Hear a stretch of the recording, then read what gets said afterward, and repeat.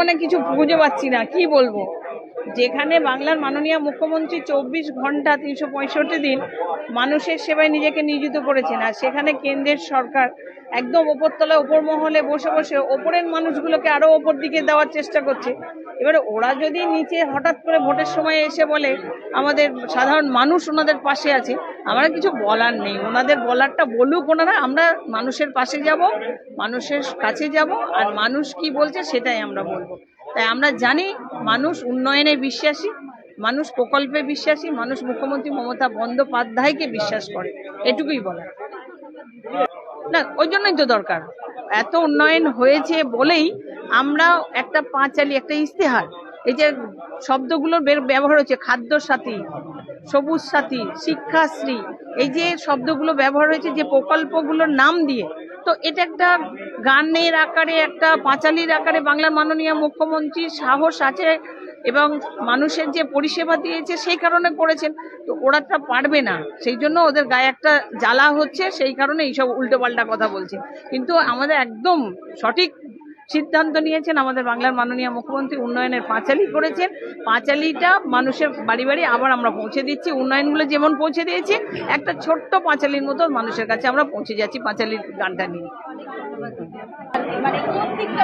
না, আমাদের আলাদা করে কিছু আমার ওয়ার্ডের জন্য করা হয় না। তো আমার কাছে রাজপুর সোনাপুর পৌরসভার আমি 35টা ওয়ার্ডের সিআইসি, আমার কাছে প্রত্যেকটা ওয়ার্ডই গুরুত্বপূর্ণ। আমি আমার ওয়ার্ডে হয়তো এটা সোনাপুর উত্তর বিধানসভার মধ্যে পড়ছে, আমাকে এই ওয়ার্ডে আমি কাউন্সিলর, সুতরাং আমাকে আলাদাভাবে তো আমার মতন করে প্রচার করতেই হবে।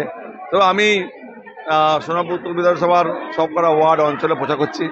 আমাকে যদি কেউ বা কারো ডাকেন সেখানেও যাবো, কোনো অসুবিধা আমাদের নেই। আমরা মমতা বন্দ্যোপাধ্যায়ের উন্নয়নের কথা বলবো, তার নেতৃত্বে বাংলা যে উন্নয়ন হয়েছে সেটা বলবো। আগামী নির্বাচনে বাংলা, বাঙালি জাতি, বাংলা ভাষাকে বাঁচাবার জন্য মমতা বন্দ্যোপাধ্যায়ের হাতকে শক্ত করতে হবে, তার কথা বলবো। সেই জন্য আমরা প্রত্যেক জায়গায় কর্মী সভা করছি। এখানে আলাদা বলে আমার ওয়ার্ড, ওর ওয়ার্ড কিছু নেই, সবটাই আমাদের এক। এটা সারা বাংলা জুড়ে হচ্ছে, সারা বাংলা জুড়ে মমতা বন্দ্যোপাধ্যায়ের উন্নয়ন। মানুষ এতটাই খুশি, বিরোধীরা তৃণমূল কংগ্রেস মমতা বন্দ্যোপাধ্যায়কে কালিমালিপ্ত করার জন্য বহুবার বহু রকমভাবে বদনাম করার চেষ্টা করে। সাধারণ মানুষ তারা মমতা বন্দ্যোপাধ্যায়কে এতটা ভালোবাসে, বা বিভিন্ন দলের নেতৃত্ব যারা দীর্ঘদিন ধরে বিভিন্ন দলের নেতৃত্ব দিয়েছেন, তারাও জানে মমতা বন্দ্যোপাধ্যায়ের নেতৃত্বে যে উন্নয়ন হচ্ছে এটা কোনোদিন কারোর পক্ষে সম্ভব হবে না। তাই তারাও চাইছে মমতা বন্দ্যোপাধ্যায়ের হাতকে শক্ত করতে। তাই আজকে তারা দলে দলে যোগ দিচ্ছে সোনাপুর উত্তর বিধানসভায়। আজ থেকে নয়, এটা শুরু হয়েছে বহুদিন আগে থেকে। এই যে একটু আগে আমাদের সঞ্চালনা করছিল কৌশিক চক্রবর্তী, এও আমাদের এখানকার সিপিএম কাউন্সিলর ছিল। আমাদের বনরুংলা 1 নম্বর প্রধান, সিপিএম এর প্রধান ছিল, সে অলরেডি জয়েন করে, সঞ্জীব মন্ডল মনে হয় নাম, সেও জয়েন করেছেন। অলোক কয়াল, সেও জয়েন করেছে, সিপিএম এর কাউন্সিলর।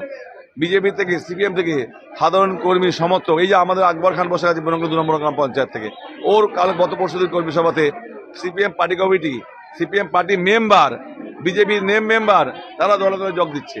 শুধুমাত্র মমতা বন্দ্যোপাধ্যায়ের উন্নয়ন, অভিষেক বন্দ্যোপাধ্যায়ের সুচারু নেতৃত্ব, যে এই বাংলা একটা শান্তির বাংলাকে কিভাবে সুষ্ঠুভাবে এগিয়ে নিয়ে যাওয়া যায়, এবং এখানকার যিনি সোনাপুত্র বিধায়ক ফিরদৌসী বেগম, তিনিও যে উন্নয়ন করছেন, তারও যে উন্নয়ন, মমতা যে উন্নয়নকে তিনি এই বাংলায়, এই সোনাপুত্র অলিতে গলিতে ছড়িয়ে দিচ্ছেন, অলিতে গলিতে নিয়ে আসছেন, তার দ্বারা আকর্ষিত হয়ে দলে দলে মানুষ কিন্তু তৃণমূল জয়েন করছেন। এটাই আমাদের পাওনা, বলতে এটাই আমাদের মানে মানে পাওনা, পুরস্কার এটা আমাদের।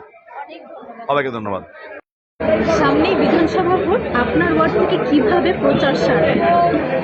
সামনে বিধানসভা ভোট, আমরা এই যেমন আজকে থেকে শুরু হলো প্রচার, আগামী দিনেও একটা মিটিং হয়েছিল কর্মীদেরকে নিয়ে, এবং আগামী দিনেও হবে প্রচার। তো আমরা আশাবাদী যে এইবারে বিধানসভায় আমরা দিদিকে অবশ্যই মুখ্যমন্ত্রী হিসাবে আবার চতুর্থবারের মতো দেখব। আমাদের বিধায়িকা আছে যিনি, বিধায়িকাও এবারেও বেশ বিপুল ভোটে জয়যুক্ত হবে।